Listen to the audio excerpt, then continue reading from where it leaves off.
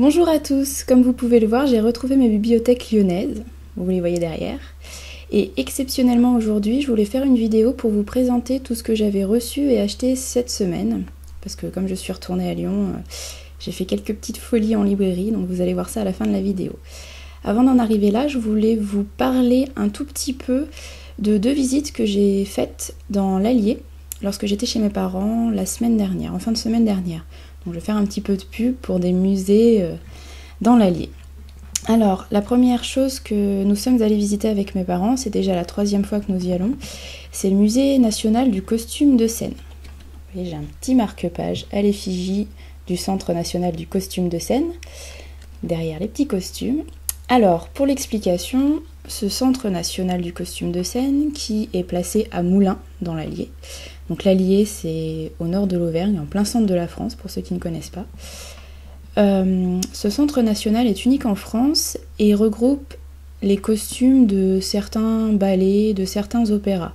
Donc tous les 6 mois, l'exposition change. J'en ai déjà vu 3. La première que j'ai faite, c'était sur Nureyev, le danseur étoile. C'était vraiment super beau. La deuxième, c'était sur les costumes des divas. Donc on a eu tous les costumes des plus grandes chanteuses d'opéra. Là aussi, c'était vraiment très très beau. Et cette fois, donc la semaine dernière, on a vu l'exposition sur les costumes dessinés par Christian Lacroix pour le ballet La Source. Alors c'est un ballet que je connais pas du tout, mais en ayant vu les costumes, ça me donne assez envie de me pencher là-dessus, puisque dans ce ballet, vous avez des nymphes, des elfes, vous avez des caucasiens, des caucasiennes, enfin bon, vous avez tout un tas de costumes vraiment très très très différents. Et je vous conseille si vous avez l'occasion.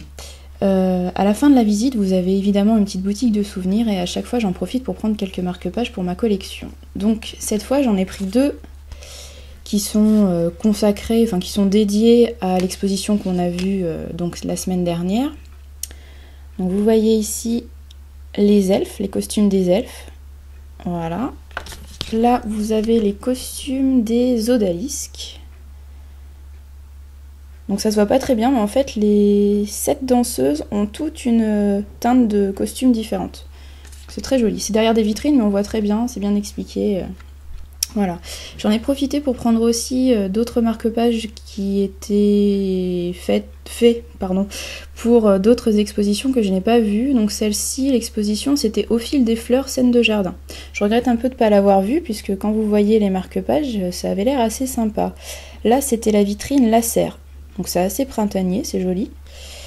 Et l'autre vitrine de la même exposition, c'était Féerie d'hiver. Vous avez plein d'autres vitrines, hein, mais j'ai pris vraiment les 2 marque-pages qui me plaisaient le plus. Et puis là, alors j'ai pris un marque-page qui ne fait partie d'aucune exposition, c'est juste comme ça pour les chaussons de danse. Voilà, parce que j'aime bien la danse.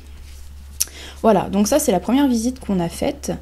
Je vous conseille, c'est ouvert toute l'année, il me semble, et tous les 6 mois, l'exposition change. C'est vraiment pas cher, c'est 6 € pour les adultes, l'entrée, et 3 € en tarif réduit. Donc pour les étudiants, voilà, c'est vraiment donné. Ensuite, le lendemain, on est allé faire un tour du côté du château de Logère. Alors le château de Logère est situé à Agonges. Agonges, c'est une toute petite commune de 500 habitants environ, de l'Allier, toujours. Et cette commune est connue parce qu'elle possède 12 ou 13 châteaux. Donc apparemment, c'est la commune qui a le plus de châteaux en Europe. Et le château de Logère, sa partie la plus ancienne date du XVe siècle. Et vraiment, il est en super bon état. Vous avez les douves qui entourent le château et qui sont toujours là. Vous avez un grand parc, les dépendances, vraiment très très joli. En plus, les propriétaires sont super sympas, très abordables. Donc là pareil, si vous avez l'occasion de venir dans l'Allier et que vous vous dites que dans l'Allier il n'y a rien à faire, c'est pas vrai, il y a beaucoup de choses à visiter. Et je vous conseille ce château de Logère à Agonges. Je vous donnerai le lien en bandeau et je vous donnerai aussi le lien du musée du costume de scène en bandeau, voilà, au début de la vidéo. Donc ça c'était pour les visites dans l'Allier. Maintenant je passe aux livres que j'ai reçus et achetés cette semaine. Je suis rentrée à Lyon il y a 2 ou 3 jours et dans ma boîte aux lettres j'ai trouvé 3 petits livres. Enfin petits, 3 livres. Donc le premier, c'est une surprise enfin une surprise, je ne m'y attendais pas du tout. C'est Sensorium de Abba Davsar. Alors je ne sais pas du tout si ça se prononce comme ça, je suis désolée, hein, mais vous voyez bien, donc vous le prononcez comme vous voulez. Alors vous voyez, c'est des épreuves non corrigées. J'ai reçu ça grâce à Leapfly et son opération pour la rentrée littéraire. Alors si je dis que c'était une surprise, c'est parce que j'ai déjà reçu un livre pour la rentrée littéraire au mois de juin. C'était L'amour sans le faire de Serge Joncourt. Je vous l'ai déjà présenté dans un C'est lundi que lisez-vous. J'ai pas encore mis la chronique sur le blog parce qu'on n'a pas le droit de les mettre avant la fin du mois d'août. Et donc ce livre-là, c'est le deuxième que j'ai reçu pour la rentrée littéraire, sauf que j'étais pas au courant. Donc je dois rendre ma chronique avant le 16. Donc il va falloir que je me presse un peu parce qu'on est déjà le 12 et je n'ai même pas commencé. Enfin si, j'ai lu 5 pages, mais vraiment, voilà, j'ai pas commencé. Alors ça a l'air assez sympa, c'est de la littérature contemporaine évidemment. Et l'auteur, si vous voulez, est indienne. C'est un petit peu oui, ça a un petit peu le caractère d'une autobiographie puisque l'auteur revient un petit peu sur son côté partagé entre son côté indien et son côté plus américain occidental, voilà. Donc ça parle de ça. Je vais voir ce que ça donne, ça a l'air plutôt pas mal. Ensuite, j'ai reçu, comme beaucoup, les épreuves non corrigées du premier tome de Phoenix de Karina Rosenfeld, qui sera publié dans la collection R de Robert Laffont. Donc là pareil, vous voyez, c'est les épreuves non corrigées. Je vais essayer de le lire assez rapidement. Je ne l'aurais pas lu avant mon départ le 16 justement, jeudi. Donc je pense que de toute façon vous n'aurez la chronique que à la rentrée, qu'aux alentours du 5 ou du 10 septembre. Je vais peut-être l'emmener dans ma valise pour le trajet en avion. Voilà, le premier tome de Phoenix de Karina Rosenfeld. Et ensuite, dernière chose que j'ai reçue dans ma boîte aux lettres, c'est le premier tome de... Alors là, comment le prononcer? À chaque fois j'ai envie de dire 1984, mais non. 1Q84 de Haruki Murakami. Alors, je sais pas si vous voyez, mais c'est un livre audio. Publié, oui, on peut dire comme ça, chez Audiolib. Vous voyez, vous avez les 2 CD. Alors, j'ai jamais testé le livre audio. Je sais pas du tout si je vais aimer et quand je vais pouvoir l'écouter. Donc voilà, je pense que j'en parlerai à la rentrée parce que je vais pas avoir le temps de l'écouter, ça fait 17 heures. 17 heures d'audio, donc j'aurai pas le temps de les écouter avant de partir. Je vous en parlerai à la rentrée, je vous dirai ce que je pense de ce format-là. Voilà, c'est tout ce que j'ai reçu dans ma boîte aux lettres, c'est déjà pas mal. Et alors hier, avec une amie, nous sommes allés faire les librairies. Très mauvaise idée, puisque ça faisait un mois que je n'avais rien acheté, et alors là je me suis lâchée, je me suis fait plaisir. C'est ma palle qui va encore être contente. Donc on a commencé par aller à Gibert, vers la place Bellecour. Alors, à Gibert, j'ai pris La mort s'invite à Pemberley de P.D. James. Alors, bon, c'est de la littérature para-austénienne, donc forcément, j'avais envie de l'acheter depuis sa sortie. C'est une enquête policière, mais qui se déroule à Pemberley, donc dans la demeure de Monsieur Darcy. Je l'ai trouvé d'occasion, donc il est en bon état, comme vous pouvez le voir. J'espère que ça va me plaire. Apparemment, il est plutôt bien, donc je pense que je le lirai très très vite. Ensuite, à Gibert, j'ai acheté, ne rigolez pas, Martine à la ferme et Martine et les 4 saisons. Alors c'est pas pour moi, je vous explique. C'est que on part donc en Irlande jeudi 16, donc dans 4 jours, et en fait on est accueillis dans une ferme. Et dans cette petite ferme, il y a 2 petites filles. Et on s'est dit qu'on n'allait pas arriver les mains vides. Donc pour ces petites filles, on leur amène des livres. Alors, au début, on voulait leur prendre des bonbons. Puis on s'est dit que finalement, les livres, c'était peut-être mieux. On a cherché des livres qui étaient assez abordables, avec des images et qui étaient typiquement français. Donc je pense que les Martines, c'est plutôt pas mal. Donc on a pris à la ferme, puisque les petites filles vivent à la ferme. Donc elles vont pouvoir voir, comme on dit, poule, chien, chat, mouton, vache en français. Et les 4 saisons, parce que c'est pareil, ça peut apprendre un petit peu de vocabulaire en français, puis bon, c'est assez simple. Donc voilà, j'espère que ça leur plaira, je vous dirai ça à la rentrée, on verra si ça leur aura fait plaisir, pardon. Alors ensuite, on a bougé un petit peu, on a traversé l'avenue de la République, pour ceux qui connaissent Lyon, et nous sommes allés à la Bourse aux livres. Donc la Bourse aux livres, c'est dans la rue Lanterne, c'est à côté des terreaux, de la place des terreaux, dans le premier arrondissement. Alors, cette librairie, elle est séparée en deux parties. Vous avez la Bourse aux DVD en face. Donc là, on n'y est pas allé, heureusement, parce que je pense que c'est pareil, j'aurais fait un carnage. Donc on s'est contenté de la Bourse aux livres. Et à la Bourse aux livres, vous avez donc tout ce qui est livre, évidemment. Vous avez aussi les mangas, les BD et les CD. Alors vous avez vraiment des super prix.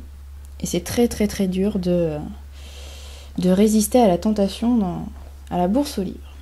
Mais j'ai résisté, hein, j'ai pris que 3 petites choses. Alors j'ai pris Sacrée Sorcière de Roald Dahl. J'ai trouvé sur la pile des occasions à 50 centimes ou 1 euro, je crois. Donc voilà, je me suis dit, bon, c'est pas perdu, c'est de la littérature jeunesse, c'est sympa. Donc on prend. Et ensuite, je suis descendue au sous-sol pour voir les mangas. Et du côté des mangas, sur la pile d'occasion à 2 euros, j'ai trouvé les tomes 6 et 10 de Fruits Basket, de Natsuki Takaya. Voilà. Donc je continue ma collection un petit peu, j'essaye de... Dès que je trouve un tome à 2 euros, je le prends. Et je pense que j'ai déjà presque les 10 premiers. Il me manque plus que le tome 9, et puis après, du tome 11 au tome 23. Mais bon, je vais y aller tout doucement, et comme c'est un manga assez connu et assez répandu, on trouve les tomes d'occasion assez facilement. Alors ensuite, on a bougé, et on est allé dans une toute petite librairie. C'est même pas une librairie, c'est chez un petit bouquiniste. Alors c'est vraiment minuscule, c'est très poussiéreux, il y en a partout. Mais chez ce petit bouquiniste, c'est pareil, on fait des petites trouvailles assez sympas. Alors ça s'appelle Temps Livre, je pense, et c'est à 50 mètres de la place des terreaux et à 50 mètres de la Bourse aux livres. Je connais pas le nom de la rue, mais c'est vraiment dans ce coin-là. Donc ce petit bouquiniste est spécialisé surtout dans le comics, les BD, mais aussi dans tout ce qui est imaginaire. Donc vous avez énormément de collections de science-fiction, les vieilles collections de science-fiction. Vous avez un petit peu de fantastique, de fantasy, et vous avez aussi un rayon bien complet en polar et en thriller, et un petit peu de littérature contemporaine et classique. Voilà, donc c'est tout petit, c'est très poussiéreux, mais c'est pareil, les prix sont intéressants, et les vendeurs, puisqu'ils sont 2, enfin pas 2 en même temps puisque c'est tout petit, mais vous pouvez voir les 2 si vous y allez régulièrement, sont assez sympas. Alors j'ai trouvé dans cette petite librairie Celui qui chuchotait dans les ténèbres de Lovecraft. Donc j'ai envie de tester Lovecraft, parce que bon, c'est quand même un grand nom de la SF, et j'ai jamais lu. Donc j'ai trouvé ce petit livre, vous voyez, d'occasion, parfait état, voilà, on verra ce que ça donne. Ensuite, j'ai trouvé un gros pavé, Jonathan Strange et Mr. Noel, de Susanna Clarke. Alors j'ai lu de Susanna Clarke il y a presque 1 an, je pense maintenant, ou un petit peu moins, non quand même, un peu moins. Les Dames de grâce à Dieu, oui c'est ça, qui m'avait assez plu, mais j'étais quand même restée mitigée. Donc là, vous voyez, c'est quand même une sélection 2008 des lecteurs, et j'ai eu pas mal d'avis assez positifs, mais aussi pas mal d'avis plutôt mitigés, donc bon, je l'ai vu d'occasion, il est en plutôt bon état, donc on verra bien, je l'ai pris. Et enfin, dans cette petite librairie, j'ai trouvé ce vieux livre, La prisonnière des Sargasses de Jean Rice. Alors, en fait, ce livre, je le connaissais pas du tout avant hier midi. Et en fait, hier midi, en discutant avec une 3e amie qui a fait une fac d'anglais, une licence d'anglais, elle nous a parlé de ce livre-là. Alors j'en avais jamais entendu parler, mais tout de suite quand elle m'a donné le résumé, ça m'a donné envie. Et je pense que ça va plaire à pas mal d'entre vous. En fait, si vous voulez, c'est un petit peu une préquelle de Jane Eyre, de Charlotte Brontë, puisque ça raconte l'enfance, l'adolescence et l'histoire de la femme qui vit, je sais plus comment s'appelle le château où travaille Jane Eyre, mais cette femme, vous savez, bon, pour ceux qui ne l'ont pas lu, je ne vais pas trop spoiler, mais voilà, cette femme bizarre qui vit dans ce château, et c'est son histoire. Donc j'en dis pas plus pour pas spoiler ceux qui n'ont pas lu Jane Eyre et qui veulent le lire, mais c'est un petit peu comme une préquelle. Donc j'ai très très très hâte de le lire. Il fait 200 pages un petit peu, donc je pense que ça va aller vite aussi et je vais vite le lire. Voilà, ça a été écrit en 1966, donc ça commence un petit peu à dater. Mais voilà, mon ami m'a dit que c'était vraiment très bien, donc j'espère que ça sera sympa. Voilà, ça c'est pour les petites librairies d'occasion petit prix. Et ensuite on a eu la mauvaise idée d'aller dans Saint-Jean. Donc Saint-Jean, pour ceux qui ne connaissent pas, c'est le Vieux-Lyon, dans le 5e arrondissement de Lyon. Et alors, entre les Traboules et les Bouchons lyonnais, vous avez quelques librairies. Et dans ces librairies, vous avez Diogène. Alors Diogène, je n'y rentre que très rarement. Je pense que j'ai dû y aller 3 fois depuis que je suis à Lyon, c'est-à-dire depuis 7 ans. Donc vraiment, c'est pas une librairie que je fréquente beaucoup. Et en fait, si j'y vais pas souvent, c'est parce que les prix sont un petit peu chers, parce que c'est vraiment des livres anciens, des introuvables. Enfin, je veux dire, vous n'avez pas, comme à la bourse par exemple, des poches à 50 centimes, 1 euro, ou des grands formats à 2 euros, c'est pas possible, quoi. C'est tout de suite 10-12 euros, vous n'avez pas moins. Bon, c'est pas énorme hein, quand on connaît le prix du livre, mais quand on est habitué à acheter ses livres à 50 centimes, 10-12 euros, ça fait un petit peu mal. Mais bon, on est quand même rentré, on a fait un petit tour. Et donc évidemment, je suis allée du côté du rayon de Barjavel. Bon, j'ai regardé, il y avait une dizaine de livres à peu près, quelques-uns que j'avais déjà, d'autres que je n'avais pas, mais comme je vous dis, comme c'était le minimum, c'était 12 euros, j'avais déjà dépensé pas mal avant. J'avais pas trop envie de dépenser 12 euros, en sachant que ce sont des livres qu'on peut trouver assez facilement en vide-grenier. Et comme les gens connaissent pas la valeur des bouquins, ils les donnent à 50 centimes, 1 euro. Donc je me dis, je préfère attendre de faire des vide-greniers et de les trouver là-bas, plutôt que dépenser 12 euros dans une librairie qui connaît les prix. Mais je regardais quand même. Et là, je suis tombée sur Les Dames à la licorne. Alors, Les Dames à la licorne, vous n'êtes pas sans savoir que c'est mon Barjavel préféré maintenant. Mais alors, je l'avais déjà dans cette édition. Sauf que j'avais pas la jaquette, mais sinon, c'est exactement la même édition. Mais j'ouvre le livre quand même. Et alors, déjà, dans le livre, je trouve cette petite carte. Alors, cette petite carte qui est adressée à Françoise Lair, qui devait être imprimeur à l'époque. Alors, cette petite carte, c'est pour annoncer la venue de René Barjavel et de Olenka de Vert, je sais pas comment ça se prononce, je suis désolée, hein, vous le prononcez comme vous voulez, à l'hôtel Concorde pour un dîner-débat le 26 octobre 1974. Donc vous voyez, vous avez le menu, voilà, de cette petite soirée. Donc je me dis, ah, c'est intéressant. Donc j'ouvre un petit peu plus loin, et là je vois au crayon de papier, bon là j'ai effacé maintenant, inscrit dans le livre, envoi des 2 auteurs. Ah, et là, qu'est-ce que je trouve? Une petite dédicace de Monsieur Barjavel, et donc de Olenka de Vire ou de Vert, je sais pas comment ça se dit, qui dit à François Lair, sans qui les livres ne seraient que du vent. Donc, vous vous doutez bien que ce petit livre n'était pas donné, mais quand j'ai vu ça, une dédicace de Barjavel, je me suis dit, allez, on s'en fout, tu te ruines, c'est pas grave, tu la prends. Donc voilà, j'ai une dédicace de Barjavel dans ma bibliothèque. Bon, évidemment, elle n'est pas à mon nom, mais bon, de toute façon, Barjavel est mort en 85, donc je n'aurai jamais de dédicace à mon nom. Mais j'ai un livre signé par Barjavel. Barjavel a touché ce livre. Un petit peu fanatique. Donc voilà, je suis très contente. C'est vraiment la super surprise de cet après-midi. Et je pense que j'irai maintenant régulièrement à Diogène pour aller voir les autres livres.